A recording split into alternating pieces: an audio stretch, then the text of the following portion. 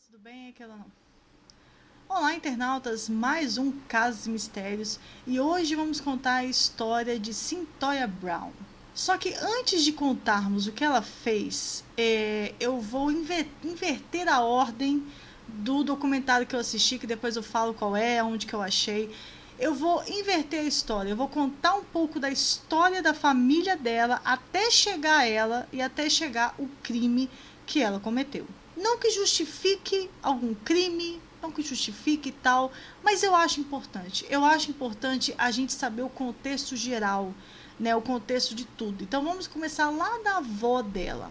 A avó dela, a Jo Warren, ela foi violentada desde criança. Ela tinha uma raiva contraída muito grande e ela engravidou na adolescência. Ela engravidou, então, da mãe da Cyntoia, que é a Georgina Mitchell, e ela obrigou a Georgina, a mãe da Cyntoia, a se prostituir aos 6 anos de idade. E a Georgina também tinha muita raiva. Começou com muita raiva. Ela se prostituía, né, assim, contra a vontade dela, óbvio, com 6 anos. E com 16 anos, ela engravidou da Cyntoia, né? E aí, gente, o que aconteceu? Na gravidez dela, enquanto ela estava grávida da Cyntoia, ela falou que ela bebeu 1 litro de vodka por dia nos 9 meses de gestação. Ela bebeu 1 litro de vodka por dia. Quando a Cyntoia nasceu, quando ela estava com 8 meses, além da vodka, a mãe da Cyntoia, a Georgina, ela descobriu o crack. Então ela começou a usar crack, bebia, e quando a Cyntoia tinha 2 anos de idade, ela entregou para adoção. E aí sim ela foi adotada por uma mulher muito amorosa chamada Elenette Brown. A Cyntoia, ela fala que ela se sente muito cansada, velha e exausta. Ela disse isso com 16 anos de idade. Ela se sentia velha e exausta de tudo, da vida, de tudo. Ela tem dificuldade de socializar e diz que nunca se sentiu amada pela família biológica dela. Com tudo isso, vamos para o crime. Ela foi acusada de homicídio, roubo agravado, posse de arma e falsa identidade. Então, tudo crime, né? Claro que o pior é o homicídio, né? O imperdoável mesmo é o homicídio. Ela fez testes psiquiátricos, né? E eles colocavam desenhos para ela. Desenhos, assim, alguma pessoa deitada e tal. A pessoa só estava deitada, ela falava que a pessoa estava morta. Eles mostraram um desenho de um casal se beijando. Qualquer pessoa normal que visse aquele desenho, era um casal se beijando. Era um casal que estava namorando, né? Mas ela disse que não. Esse casal está discutindo. Esse casal está discutindo e não quer parar, que não sei o quê. Então, tudo ela via violência. Tudo ela via violência, uma coisa difícil, uma coisa que não era para ser, você entendeu? Tudo ela via distorcido na cabeça dela. E a nossa história começa mesmo agora, o crime, no dia 6 de agosto de 2004. Que quando foi que aconteceu, né, tudo. Então, ela relata. Então, esse é o relato dela, tá? A versão dela, o relato dela. Ela disse que às 7 horas ela estava no quarto de hotel com o namorado, o Kurt Gehring, né, o namorado dela. Só que ele se transformou num cafetão. Ele era um namorado, eles, né, faziam sexo, tudo. Só que com o tempo ele se mostrou um cafetão. Ela não via isso na época, ela não percebia, mas hoje ela percebe. E aí no quarto eles transavam e se drogavam muito. E o Curtin disse que ela precisava fazer alguma coisa, ela precisava sair e ganhar dinheiro.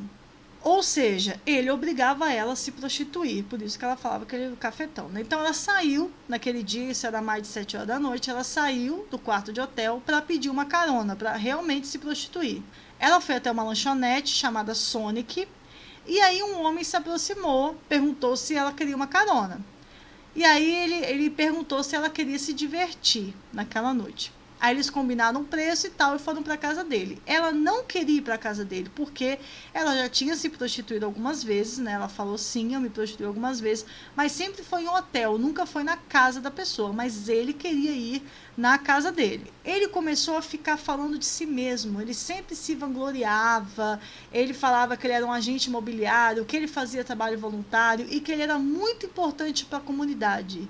Ele era uma pessoa muito amada e muito importante para a comunidade. Ele começou a falar para ela das conquistas que ele tinha, que ele era do exército, que ele era um ótimo atirador, que tinha muitas mulheres que queriam saber só do dinheiro dele. Então ele começou a se vanglorizar demais e falar que ele era muito importante, muito amado por ali e muito importante.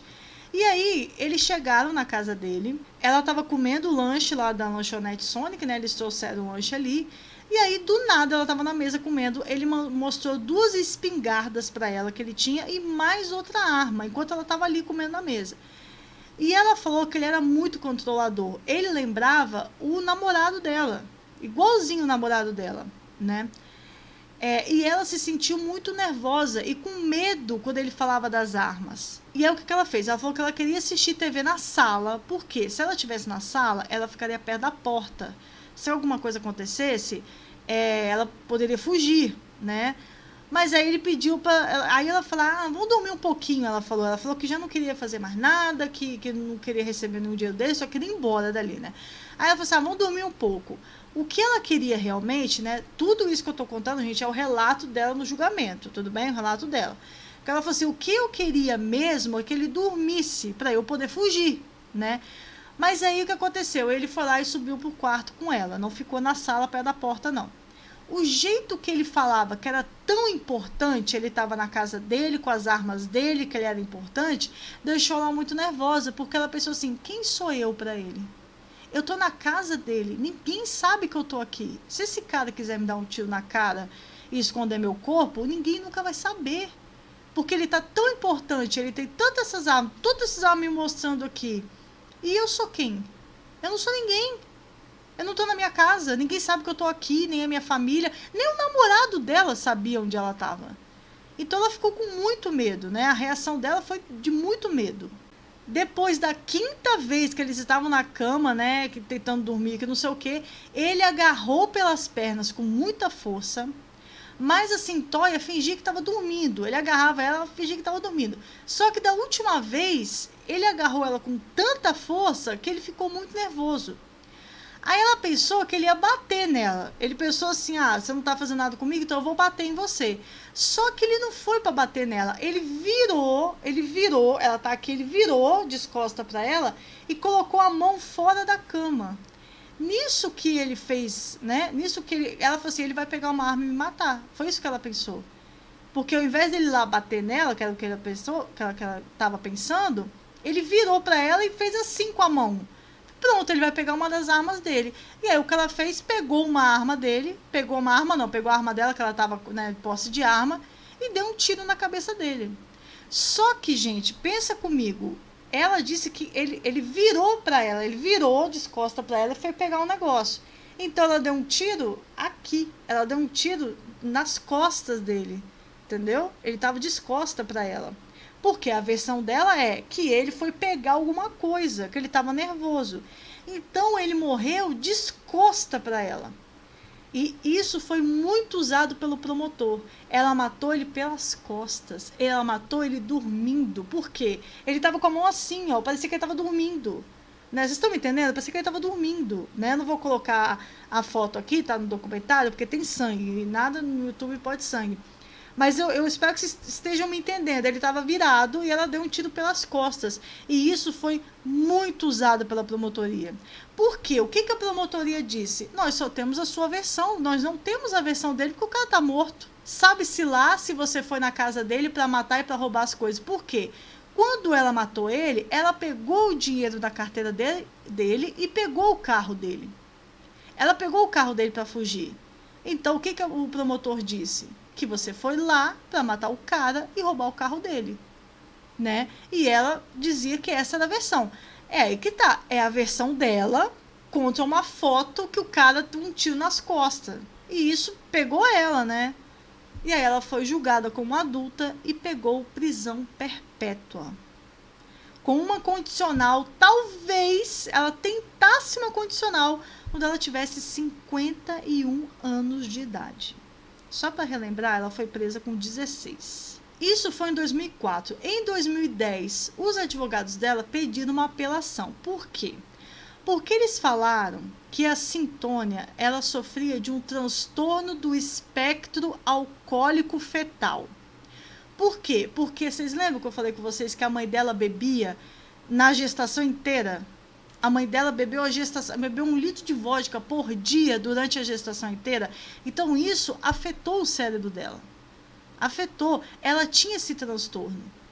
Né? Ela tinha um transtorno de, às vezes, não saber como está lidando, ela está muito alegre, está muito triste, ela está com muita raiva, ela não controla. Então, ela tinha isso, porque eles mostraram exames, mostraram o cérebro dela e ela começou a chorar, a gente começou a chorar. Ou seja, ela não estava usando isso como, ai, que bom, né, que eu tenho isso, não sei o quê.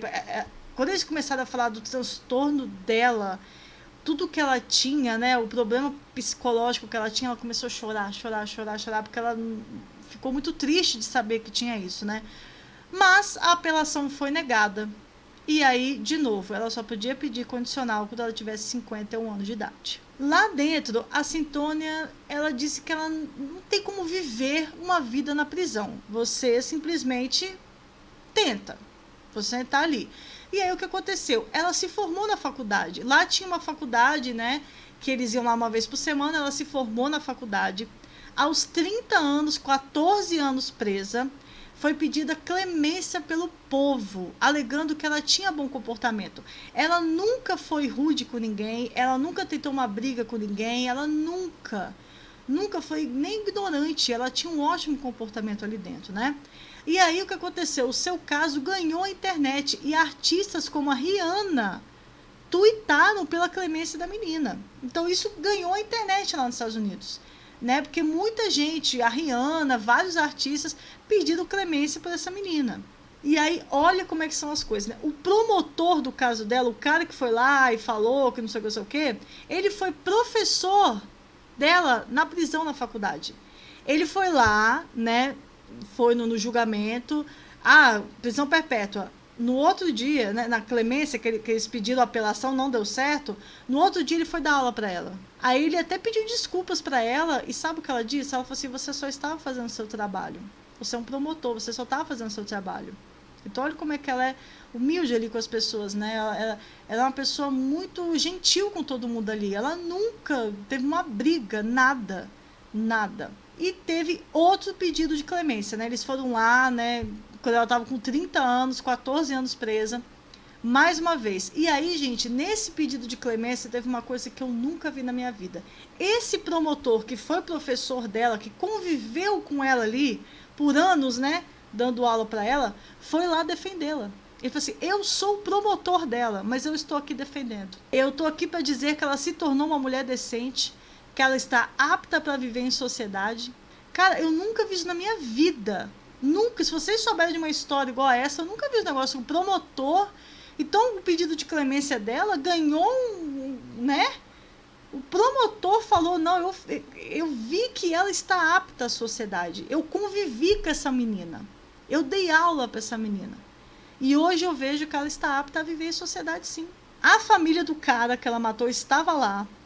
E eles falaram assim: ele era uma pessoa, ele era um ser humano, ele era importante, ele tinha uma família que vai, assim, ele vai fazer muita falta para essa família. E eu espero que Deus tenha mudado a Cintônia. Olha que interessante, a família do cara que ela matou, né, falou assim: eu espero que Deus realmente tenha mudado você. E aí a Cintônia, sabe o que eu acho assim incrível dessa menina?